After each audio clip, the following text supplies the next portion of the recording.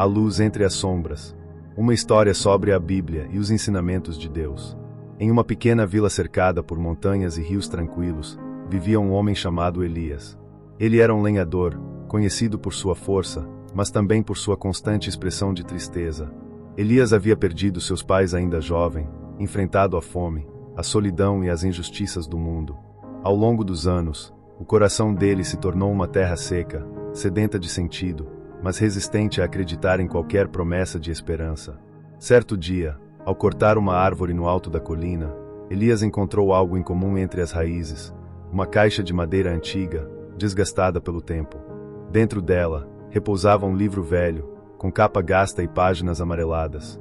Era uma Bíblia. Ele já tinha ouvido falar dela, mas sempre acreditara que era apenas mais um livro entre tantos outros. Curioso, mas cético, levou o achado para casa. Naquela noite, ao abrir a primeira página, leu as palavras: "No princípio, Deus criou os céus e a terra." Algo dentro de Elias se moveu. Não era apenas a poesia da frase, mas o peso da verdade que ela carregava. Era como se aquela página falasse diretamente à sua alma adormecida. Ele começou a ler um capítulo por dia.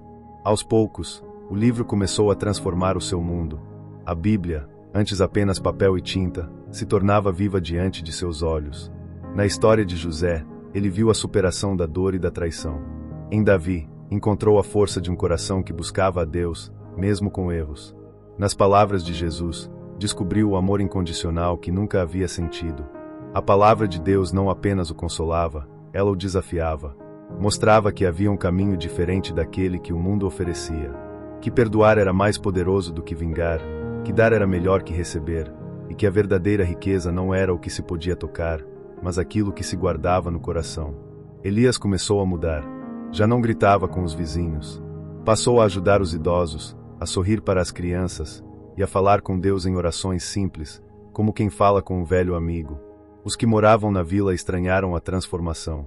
"O que aconteceu com Elias?" perguntavam. E ele respondia com serenidade: "Eu encontrei a luz. Estava nas páginas de um livro que muitos ignoram."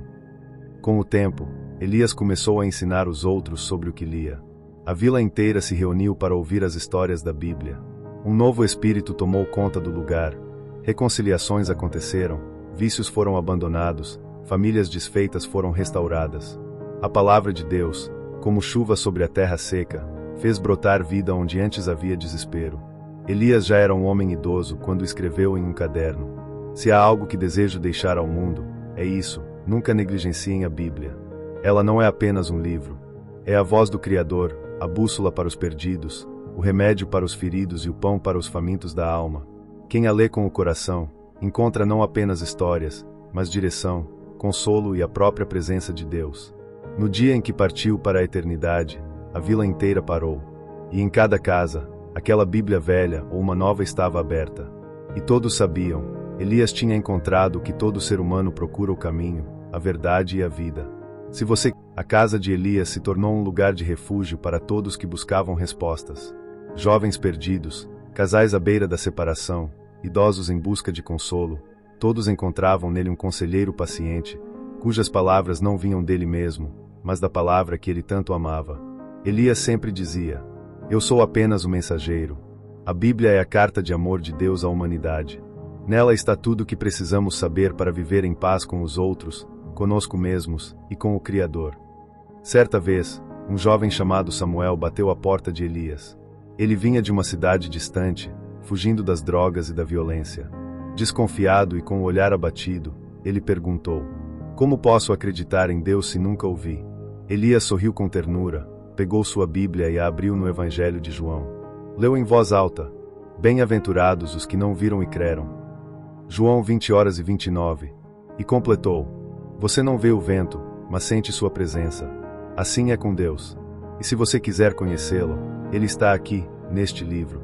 Cada página é um pedaço do coração dele, revelado a nós." Samuel ficou. E, assim como Elias anos antes, começou a ler, no começo por obrigação, depois por necessidade, e por fim, por amor. O jovem foi se transformando. Aprendeu sobre misericórdia com o filho pródigo, sobre fé com Abraão, sobre propósito com Paulo, e sobre perdão com Jesus. Mais tarde, Samuel se tornaria um pregador. Andava de vila em vila com uma mochila cheia de bíblias e um brilho nos olhos. Sempre dizia que não trazia apenas livros, mas chaves que abriam corações. O legado de Elias. Quando Elias partiu desta vida, a vila inteira se reuniu na praça central. Havia lágrimas, mas também sorrisos. A Bíblia que ele encontrara décadas antes foi colocada sobre um pedestal de madeira, no centro da capela local. Abaixo dela, uma placa dizia: "Aqui está o livro que transformou um homem, e por meio dele, uma vila inteira." A Bíblia, lâmpada para os pés, luz para o caminho. Salmos 1:9, 1:05. E assim, ano após ano, a história de Elias passou a ser contada para crianças nas escolas, nas pregações das igrejas e até em canções populares. Sua vida se tornará um testemunho vivo de que a Bíblia é mais que um texto antigo, é o sopro eterno de Deus que guia, cura e transforma. A palavra que não morre.